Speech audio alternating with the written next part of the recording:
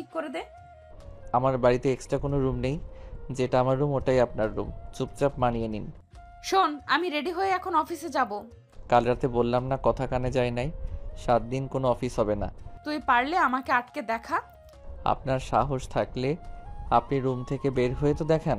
বিথি ওয়াশরুমে গিয়ে অফিসের ড্রেস পরে অফিসে যাওয়ার জন্য বের হতে লাগলো।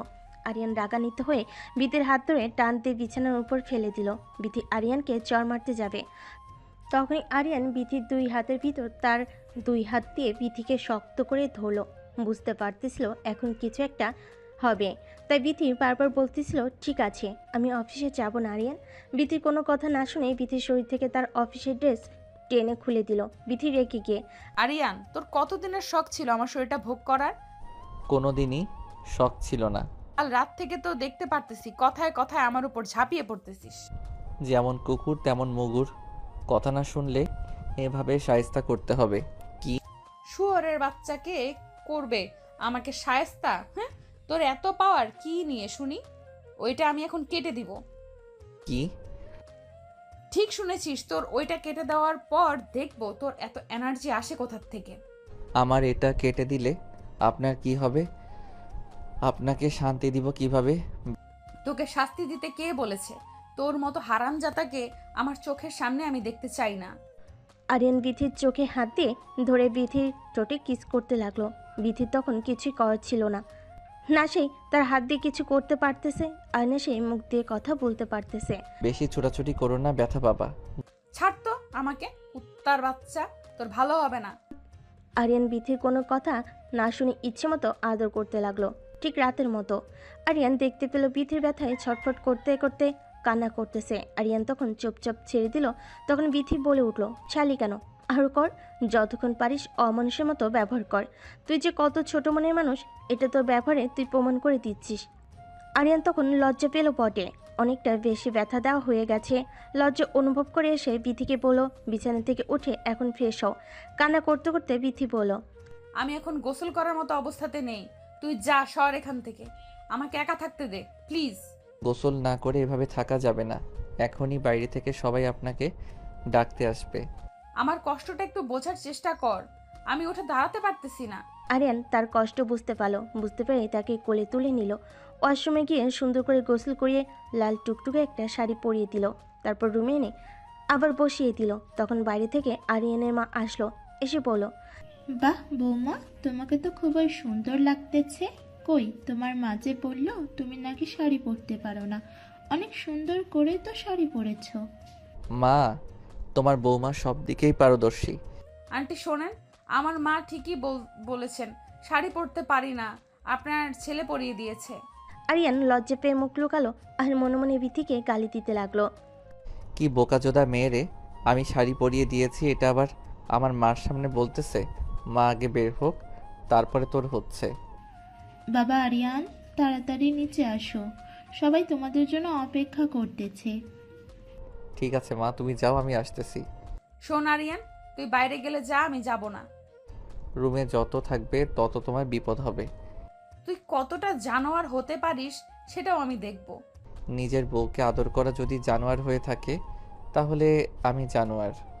তার বাচ্চার কিভাবে গালি দিলে তোর লজ্জা হবে? গালি দিয়ে তুমি আমাকে লজ্জা বানাতে পারবে না। বেটার হবে আমাকে ভালোবেসে বোঝালে। ভালোবাসা মাই ফুট। তুই জীবনেও কোনোদিন আমার ভালোবাসা পাবি না। সময় আসুক, দেখা যাবে। চল, তোর মা বাইরে যেতে বলো, দেখি বাইরে আবার কি নাটক হয়। মানুষের সামনে গেলে একটু ভদ্র ভাষায় ভালোভাবে কথা বলো। ওয়েট ওয়েট ওয়েট, তুই কোন সাহসে আমাকে তুমি করে বলতেছিস? তুই ভুলে যাস না আমি তোর অফিসের বস। আপনি তো আপনি করে কথা বল। ম্যাম, আপনি কেন ভুলে যাচ্ছেন? এটা আপনার অফিস নয়, এটা আমার বাড়ি। আর আমার বাড়িতে আমার কথাতেই সব কিছু হবে। বাড়ির বাহাদুরি তো ঠিক আছে, দেখার সময় আমারও আসবে। সময়ের অপেক্ষা করুন। এখন যাবি? চলো তবে একটা কথা, বাইরে গিয়ে মানুষের সামনে আমাকে তুই তোকারি করবেন না প্লিজ। তো কি বলবো? ওগো শোনো, ওগো কই যাচ্ছ? ও এখানে আসো, কি আশা করতেছিস এইভাবে কথা বলবো তোর সাথে? ঠিক এভাবেই কথা বলবে। আমার আশা করাটা কি ভুল? অবশ্যই তোর আশা করা ভুল। তুই বামন হয়ে চাঁদে হাত দেওয়ার স্বপ্ন দেখতেছিস। আপনার খুব অহংকার, তাই না? আপনার এই অহংকার আমি একদিন ভেঙে চুরমার করে দেব। আমার অহংকার ভাঙতে হলে এর জন্যই আমার চেয়ে বড় কিছু হয়ে দেখাতে হবে তোকে। দেখাবো ইনশাল্লাহ। কথা শেষ করে বিথি রুম থেকে বের হয়ে নিচে চলে গেল। নিচে আসতে সাজানোটা অনেক সুন্দর ছিল। সবে বিথির অনেক প্রশংসা করতেছিল। আরিয়ানের অনেক ছোট বোন ছিল, তারাও এসে জিজ্ঞেস করতেছিল রাতটা কেমন গেল। বিথি রাগান্বিত হলো, তবে তার রাগটা কন্ট্রোল করলো আর সবাইকে হাসি মুখে বলল, হ্যাঁ রাতটা সুন্দর ছিল। বিথির কথা শুনে আরিয়ান মুচকি মুচকি হাসি দিল। বিথি আরিয়ানের দিকে তাকিয়ে রাগে যেন তার চোখ দিয়ে রক্ত বের হচ্ছে। আরিয়ান বিথিকে একটু দূরে ডেকে নিয়ে গিয়ে বলল, থ্যাংক ইউ সো মাচ। তুই আমাকে থ্যাঙ্কস কেন দিচ্ছিস? এই যে সবার সাথে হাসি মুখে সবটা ম্যানেজ করতেছো। তুই আবার আমাকে তুমি তুমি করে বলতেছিস? আস্তে, এখন আমরা রুমে নয়, বাইরে আছি। আর শোন, আমি তোর জন্য কিছু করিনি। আজ আমার মা বাবা আসবে, তাদেরকে কেউ যেন কোনো কথা না শোনাতে পারে, তাই মুখ বুজে সবকিছু সহ্য করে নিতেছি। সে তুমি যে জন্যই করো, ভালো লাগছে। আমার খুব খিদে পেয়েছে, তোদের বাড়িতে কি একটু খাবার হবে? কেন খাবার হবে না? অবশ্যই খাবার হবে। আরিয়ান তার মাকে গিয়ে বলল, বিথি খিদে পেয়েছে। মাতাকে বলল, বিথিকে নিয়ে রুমে যা, আমি খাবার পাঠিয়ে দিতেছি। আরিয়ান বিথিকে নিয়ে রুমে চলে গেল। একটু পরে আরিয়ানের মা তাদের খাবার দিয়ে আসলো। বিথি তখন তার হাতের দিকে তাকিয়ে দেখলো তার হাত দুটো অনেক ব্যথা। সে হাত দিয়ে খাবার খেতে পারবে না, তাই সে আরিয়ানকে বলল একটা চামচ নিয়ে এসে দিতে। সে হাত দিয়ে খাবার খেতে পারবে না। এটা শুনে আরিয়ান, চামচ লাগবে কেন? আমি আছি না। তুই আসছিস মানে? আমি আছি মানে কি আমি খাইয়ে দেব? আরিয়ান, তুই কিন্তু বাড়াবাড়ি করতেছিস। একটু বোঝার চেষ্টা করো। বাইরে যদি আমি এখন চামচের জন্য যাই, তাহলে সবাই সন্দেহ করবে যে আমাদের মধ্যে সম্পর্কটা হয়তো ভালো নেই। তখন তো তোমার মা বাবাকেই কথা শোনাবে। আরিয়ানের কথা শুনে বিথি আর কোনো কথা না বলে চুপচাপ বসে রইল। আরিয়ান তাকে খাবার মুখে তুলে খাওয়াচ্ছিল। তখনই বিথির মা বাবা তাদের রুমে আসলো। বিথি তার মাকে দেখে দৌড়ে গিয়ে জড়িয়ে ধরল। বিথির বাবা এসে আরিয়ানের হাতে হাত রাখলো আর আরিয়ানকে বলল যে তোমাদের মধ্যে সব কিছু স্বাভাবিক কি আছে? আরিয়ান মনে মনে ভাবছে, স্বাভাবিক নাই। ডাইনি একটা মহিলাকে কলা কৌশলে আমার ঘাড়ে ঝুলিয়ে দিয়েছেন। এখন তো সব কিছু ভুগতেছি আমি।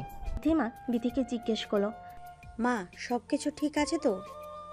কিভাবে সবকিছু ঠিক থাকবে? তোমরা এটা কি করলে আমার সাথে?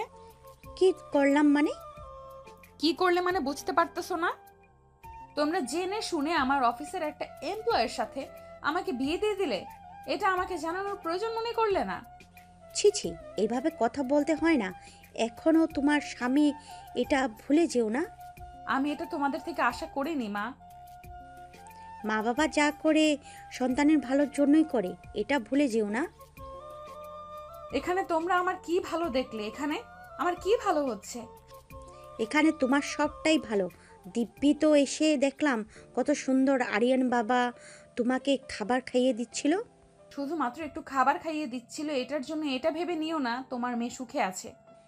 প্রথমে কোনো কিছুই স্বাভাবিক থাকে না, আস্তে আস্তে সব কিছু স্বাভাবিক হয়ে যায়। বিথির মায়ের কথা শুনে বিথির বাবা আরিয়ানকে যে বলল, বাবা, তুমি কি আমার মেয়েকে কষ্ট দিচ্ছ? আর মেয়েটা বলতেছে সে সুখে নেই। আমি কিন্তু আমার মেয়েকে তোমার হাতে তুলে দিয়েছি তার মুখে হাসি দেখার জন্য, তার মুখে কষ্ট দেখার জন্য না। তখন আরিয়ান বলল, আঙ্কেল, সব কিছু ম্যানেজ করতে একটু সময় লাগবে।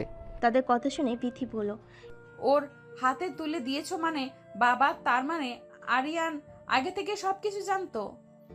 না, আরিয়ান কোনো কিছুই জানতো না আগে থেকে। যাই বলো বাবা, আমি তোমাদের কোনো দিনও ক্ষমা করতে পারবো না।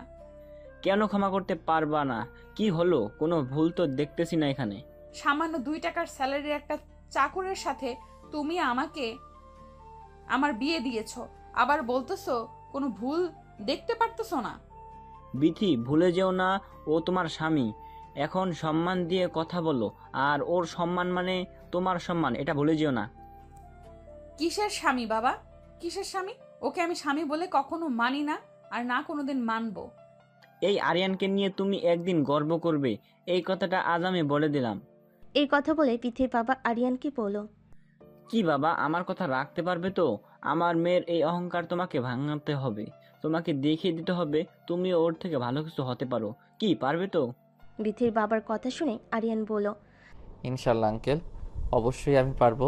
তাও খুব তাড়াতাড়ি। চামড়ার মুখ তো অনেক কিছুই বলা যায়। তোমাদের সকলকে আমি প্রমিস করলাম খুব তাড়াতাড়ি বিতির থেকে ভালো কিছু হয়ে দেখাবো। যেদিন দেখতে পারবি সেই দিন এইসব কথা বলিস, যেদিন দেখাতে পারবি সেই দিন এইসব কথা বলিস। তোর মুখে এইসব কথা মানাচ্ছে না। আচ্ছা, অনেক কথা হয়েছে আঙ্কেল আন্টি, আপনারা বসেন। আমার মা বাবাকে নিয়ে তোকে এত ভাবতে হবে না, আমার মা বাবাকে আমি দেখে নেব।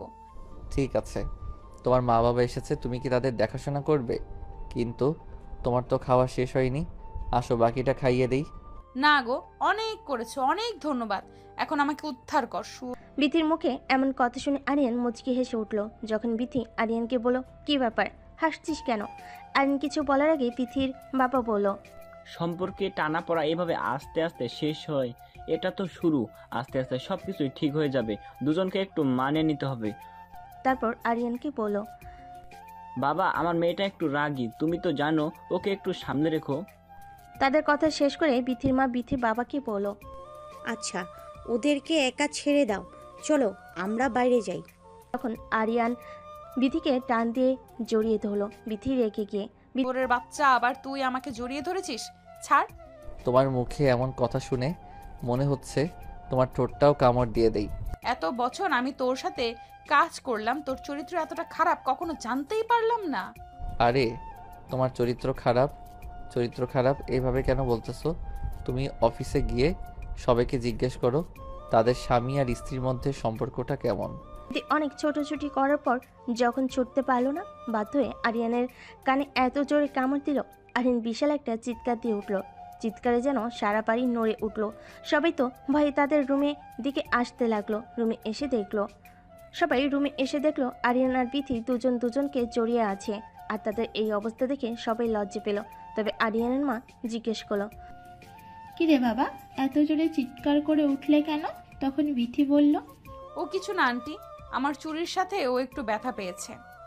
কিরে আরিয়ান, তুই কি এখনো ছোট আছিস নাকি? চুরির সাথে একটু ব্যথা করে চিৎকার করে ওঠে। ও তুমি বুঝবে না মা, যাবে এখান থেকে সবাই। আপনার ছেলেটা একটু গাধা টাইপের তো, তাই। একদম গাধা বলবা না। তাদের রুম থেকে সবাই বের হয়ে গেল। তারা বুঝতে পারলো নতুন নতুন জামাই বউয়ের ঘরে এরকম একটু একটু সাউন্ড হবে। সবাই রুম থেকে বের হতে গিয়ে আরিয়ানের মামাতো বোন এসে আরিয়ানকে বলল, ভাইয়া, এত জোরে চিৎকার করার কথা তো ভাবি চিৎকার না করে তুমি করলা যে, বিষয়টা ঠিক বুঝলাম না। চোর ডাকাত থেকে এত দূরে চিৎকার করে নাকি? আরিয়ান তখন ধমক দিয়ে বলল, তোর এত কিছু বুঝতে হবে না, বেশি পেকে গেছিস, যা এখান থেকে ভাগ। আরিয়ানের বোন তখন রুম থেকে বের হয়ে গেল। আরিয়ান রুমের দরজা বন্ধ করে দিয়ে বিথিকে ধমক দিয়ে বলল, বিথি, এটা কি ধরনের ব্যবহার তোমার? রাতে একবার ঘাড়ে কামড় দিলে, এখন আবার কানে কামড় দিলা, কি সমস্যা কি? তোর সমস্যা কি জানোয়ার? তোর কথায় কথায় এভাবে আমাকে জড়িয়ে ধরতেছিস কেন? তুমি আমার বউ, আমি তোমাকে জড়িয়ে ধরবো না, এটা কোনো কথা? সেটাই তো, তুমিও তো আমার জামাই, আমি তোমাকে কামড় দিব না, এটা কোনো কথা? দেখবি তুই আমার মেজাজটা গরম করে দিবি না। শয়তান, তুই এখন আবার আমাকে তুই তুকারি করছিস? তুই এখন থেকে যেভাবে কথা বলবি আমার সাথে, আমিও ঠিক এভাবেই কথা বলবো। তাহলে আমি তোকে এইভাবে কামড়াতে থাকবো? তুই কি ভাবছিস এভাবে তুই আমাকে কামড়াবি আর আমি সেই ভয়ে তোর কাছে যাব না? তুই যে ধরনের কুকুর, কুকুরের ল্যাজ তো কোনোদিনও সোজা হয় না, তোরও হবে না। তুই যাই করিস আমার অধিকার আমি আদায় করেই ছাড়বো। বিথি আরিয়ানের সাথে বেশি কথা না বলে বাইরের বারান্দায় গিয়ে মন খারাপ করে বসে থাকলো। এদিকে আরিয়ান তার কান ধরে বিছানায় বসে থাকলো। কানে প্রচণ্ড ব্যথা হচ্ছে। বিথি এটা বুঝতে পারলো, তাই সে রুমে এসে আরিয়ানকে বলল, কানে কি খুব ব্যথা করতেছে? তা শুনে তোর কাজ নেই, যা সর। কাল রাত থেকে এখন পর্যন্ত তুই তো আমাকে কত ব্যথা দিলি। তো তুই কি প্রতিশোধ নিচ্ছিস নাকি? প্রতিশোধ না, আমার আত্মসম্মান রক্ষা করতেছি। বিয়ের পর আবার মেয়েদের আত্মসম্মান হয় কিভাবে? কেন, বিয়ের পর কি মেয়েরা সবকিছু বিক্রি করে দেয় নাকি? বিক্রি করে দেয় না অবশ্য, তবে বিয়ের পর মেয়েদের নিজের বলে কিছু থাকে না, সব কিছু তার স্বামীর। তোকে স্বামী বলে কে মানে শুনি? মানবে, তুমি মানবে। বিয়েবাড়ির সমস্ত কাজ শেষ করে খাওয়া দাওয়া শেষ করে এবার বিথিতে বাড়ি যাওয়ার পালা। সন্ধ্যার আগেই বিথির মা বাবা বিথি আর আরিয়ানকে তাদের বাড়িতে নিয়ে গেল।